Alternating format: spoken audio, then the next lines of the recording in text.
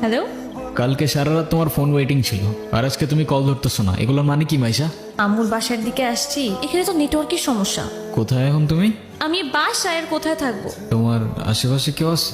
আম্মু আছে তো, বেশিক্ষণ কথা বলতে পারবো না। একটু বের হইতে পারবো আজকে? আরে না, বললাম তো আম্মু আছে, আমি কিভাবে বের হবো বলো? নীরব, আমি জানি তুমি আমাকে অনেক খারাপ ভাবতেছো। তোমার কি মনে হচ্ছে? কি ভাবা উচিত তোমাকে? তোমার পাশে তো তোমার আম্মু না। কোথায় তোমার আম্মু? আন্টি?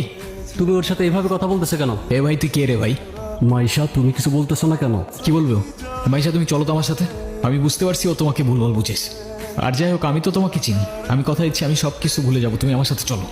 তোমাকে ডিসাইড করতে হবে, তুমি কার সাথে যাবা, আমার সাথে নাকি তার সাথে?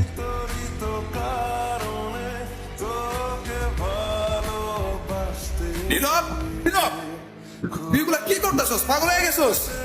আমি তোর হাতে জীবনে সিগারেট পর্যন্ত দেখিনি, আর আজকে তুই কি হয়ে গেছিস ভাই? বাবার কষ্টের টাকাগুলো সব আমি নষ্ট করে ফেলছি ভাই। আমি কি করবো? আমি আর পারতেছি না ভাই। নাম কি ওর? মিনু। ওকে রাস্তায় ফেলে চলে গেছেন না? আপনার কি কোনো কমন সেন্স নাই নাকি? এত ছোট্ট একটা বাচ্চা, ওরা কথা বলতে পারে না, তবে নিজের চোখ দিয়ে ওরা নিজের অভিমান প্রকাশ করে। কখনো বোঝার চেষ্টা করেছেন সেটা? আরে অথই, তুই এনে আরে ভেবে বললেন না, এই ছোট্ট একটা বাচ্চারে রাস্তায় ফেলে চলে গেছে। কেমন লাগে বলেন? মেজাজটা খারাপ হয় না?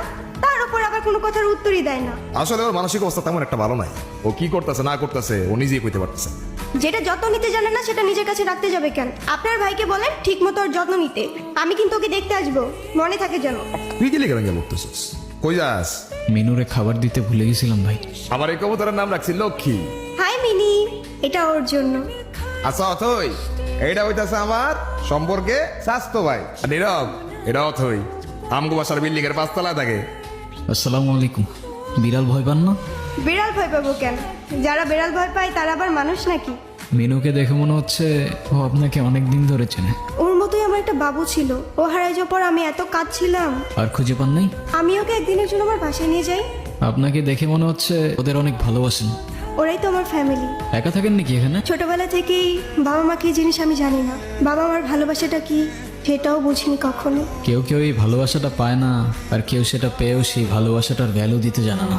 কফি নিয়ে আর কতক্ষণ বসে থাকবা? কিছু অর্ডার করবো না? ট্রিটটা কিন্তু আমার। আর তারপর আপনি ওর জন্য পড়াশোনা বাদ দিয়ে ব্রিজ থেকে লাফ দিতে গেছেন। এই যুগে কেউ কারোর জন্য মরে? মজা নিচ্ছ না?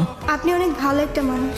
নিজের জীবনটা কিভাবে শেষ করে দিয়েন না। লাইফ সবাইকে একটা সেকেন্ড চান্স দেয়, হয়তো আপনাকেও দিবে, সেটাকে ইগনোর করেন না।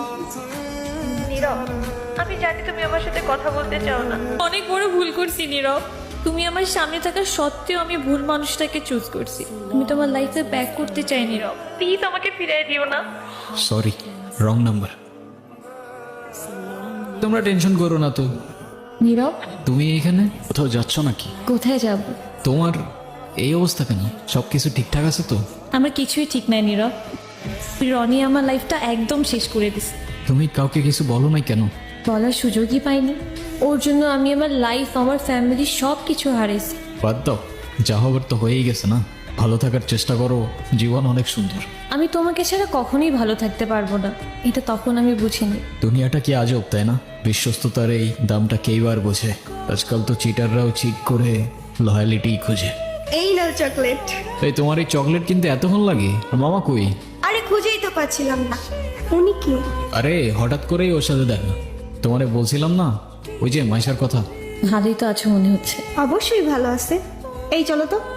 এই ব্যথার শহরের অলিগলির নুড়ি পাথরগুলো যেন আমাদের কষ্টগুলোর এক একটা প্রতিচ্ছবি।